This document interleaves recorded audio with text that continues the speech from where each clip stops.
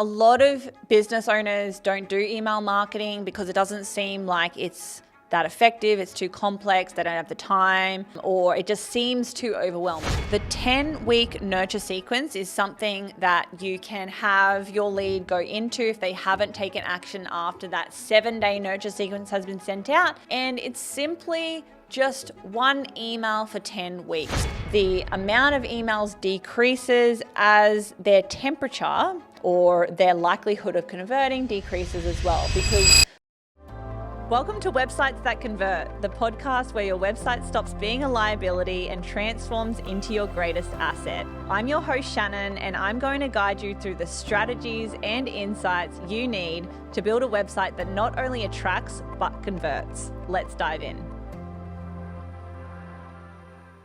If you're like most business owners, you probably receive a lead and do a couple of follow-ups, and if they don't convert, then they just get sent into cyberspace, filed in your emails. Maybe you've got a spreadsheet or Google Sheet somewhere where you've got your contact list stored, but generally nothing happens. But the truth is that these leads, even if they don't convert right now, are still valuable prospects that you should be keeping engaged and working on re-engaging so that when the time is right for them, they will take action and they'll choose you to take action with. So in today's episode, I'm going to take you through some proven strategies, how to re-engage leads, and why it is so important to be doing this and setting up systems and processes to help you automate this type of thing inside of your business too. Now, let me just get straight to the point here. The best way to keep your leads engaged is with email marketing. Now, a lot of business owners don't do email marketing because it doesn't seem like it's that effective, it's too complex, they don't have the time, or it just seems too overwhelming. But let me simplify it for you. If you have a service-based business, or even you have a coaching or consulting business, or pretty much any business at all, your first automation that needs to be in place is the speed to lead automation, which I went through in a previous episode. I dived deep into how this works. So if you don't have something like this into place right now, go back and listen to that. But essentially, it is a automation or autoresponder that goes out to your lead as soon as they inquire.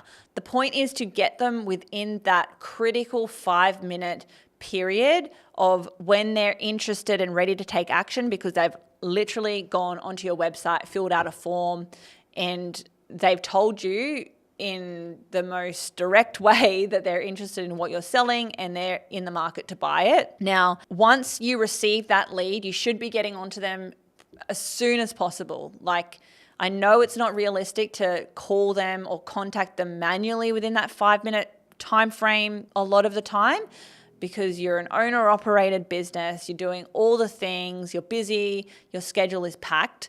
But try and get back to them within the same day. Now, once they're in your system, you should be doing your normal follow-ups. We're not going to cover all that process in this episode. But instead of after those general follow-ups that you do, they're just lost, filed, and never spoken of again, put them into a 7-day email nurture sequence. So this sends out an email every day for a whole week with information about what you do, building up value, educating them on the benefits of working with you, the features, maybe there's a special offer that's going out to them, just something to keep them engaged so that you're coming up in their inbox and so you're staying top of mind for them. Now, after that 7-day period, which I'm going to have a link at the bottom of this episode with a template that you can use for this process too, by the way. So if you want the template, go to the show notes and there's a 7-day nurture sequence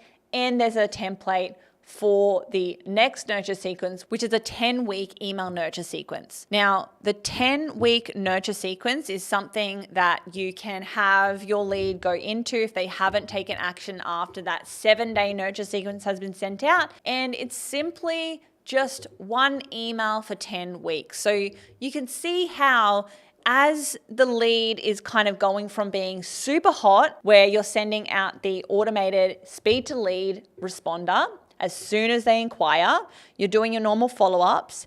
And then if they haven't taken action then while they're hot, we're giving them a 7-day email nurture sequence where they may be, warm, by that point. And then if they haven't taken action, they probably would be considered a cold lead, but we still want to keep them engaged. So how we do that is to implement a 10-week email nurture sequence with one email every week. So the amount of emails decreases as their temperature or their likelihood of converting decreases as well, because the point of the initial follow-ups is to get the sale. The point of the 7-day sequence is to get them to take some other action or next step. And then the 10-week automation sequence is to just keep them engaged and try and get them from being a cold lead into a warm lead or taking some small action of some sort. So obviously, once they've become cold, we're not going to be following them up every single day like you would be initially,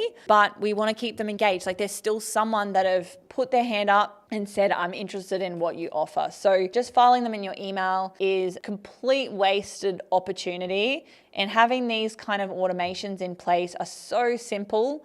Like I said, I've got templates in the show notes for you for both of these sequences. Or if you want to have all the systems just installed straight into your business, we also have a CRM, which I have a free 14-day trial in the show notes as well. So you can grab that and literally have these systems set up and running by tomorrow pretty much. But regardless, every business needs this. It's something that's going to help you convert more leads into customers, keep your leads engaged, and also enable you to re-engage those leads who didn't take action the first time.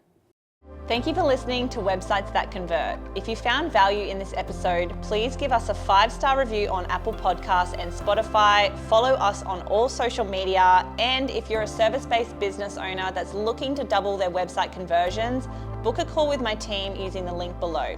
I'll see you in the next episode.